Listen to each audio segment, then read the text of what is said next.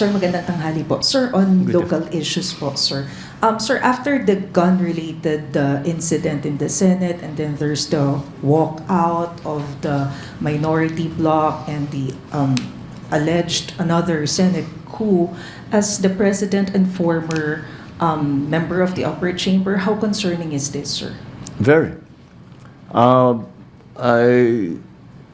watched with horror that this is the Senate, that the Senate has become this.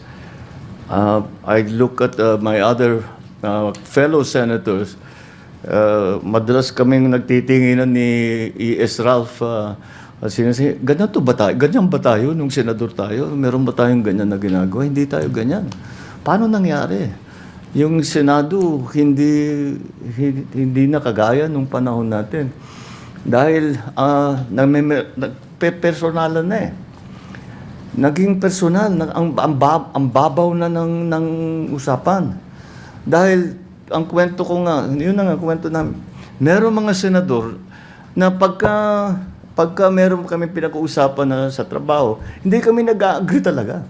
At saka tatayo, mag-interpolate, at saka yung interpolation talagang mabigat, at saka well-studied and no-holds-barred interpolation. Pero after pag-upo namin, magkakape naman kami, kakain kami ng magkasabay. Hindi personal. It's about work. It's not about personalities. Nagbago eh. Tapos, narating pa tayo sa putukan. Tapos, fake pala yung putukan. Tapos, hindi ko maintindihan. Walang nangyayaring kagaya niyan nung panahon ko sa Senado. Of course, the only basis for comparison that I have is the time that I was in the Senate. And I never imagined that the Senate would descend into this kind of what's happening right now. And then I was watching the comments of former SP, another colleague of ours, Senator Frank Drilon. Sabi niya, ano nangyari dito? The Senate is now sheltering fugitives from justice. How did that happen? I don't understand how a Senate is supposed to function if those are the kind of things that the Senate is embroiled in. I hope they figure it out soon. I really do. Thank you, Mr. President. The next question.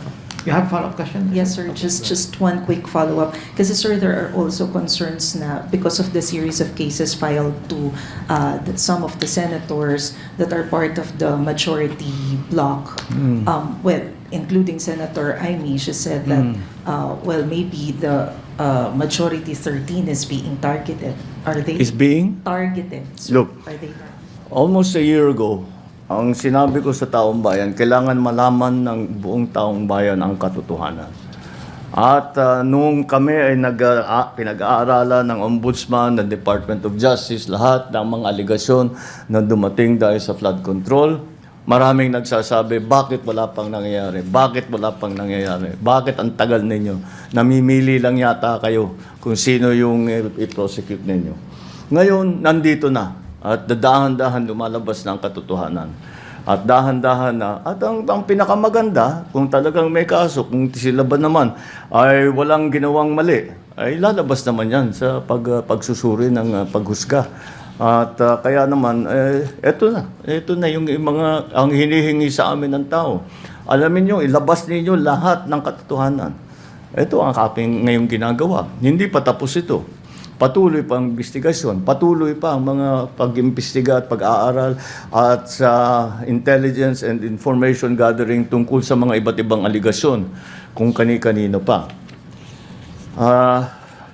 Hindi ko alam kung paano napunta na sinasabi na yung majority ngayon ang tinatarget. Dahil kung tutusin ninyo, hindi sila majority noon. So, that does not apply. It was because of the allegations that were made and the investigations that were conducted upon learning of those allegations against kung sino man. And kung ano man ang naging alignment sa Senado, walang kinalaman yun. Ito pa rin ang mga tao na lumabas ang mga pangalan doon sa, kung titignan ninyo, ano ang, kung saan pinagbabasihan lahat itong mga ito, ay doon sa testimonya sa Blue Ribbon Committee.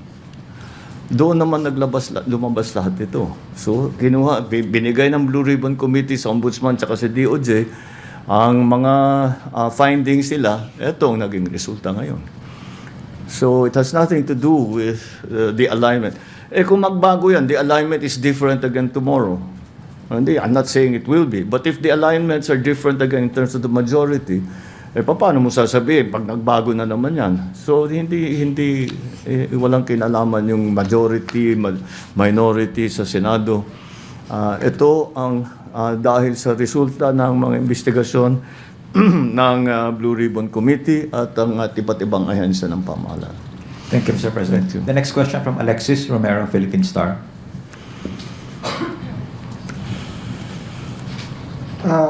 Good afternoon, Mr. President. Good As a afternoon. former senator, what are your thoughts on the proposal to amend the Senate rules to allow online voting? All right. As a former senator, I suppose I'm reasonably qualified. I disagree with that. I understand that we had to do it in COVID because there was a health risk. But I do not see any particularly good reason for us to allow it now. It seems to only be applicable to Senator Bato para makaboto si Senator Bato dahil nagtatago siya.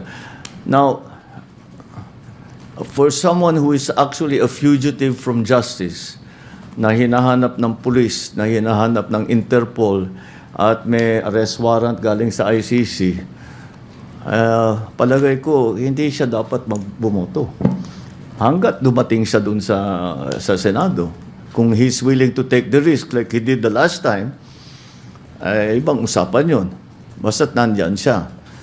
So, it has been the long-standing tradition of the Senate is that if you are not physically present on the floor when a vote is taken, that you cannot in fact vote. Again, COVID gave us a different outlook in terms because we were concerned about health and safety at that point. We do not have those concerns now about health and safety. Okay, follow up lang, Mr. President. You touched on it slightly na, but I will ask it anyway. There are notions that the electronic voting will enable senators facing charges to evade accountability or even arrest. Do you share the same concern?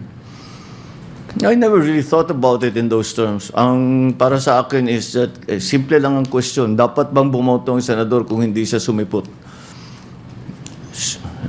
Sa akin palagay, hindi dapat. Kung talagang importante siyang makaboto, dumating ka sa Senado.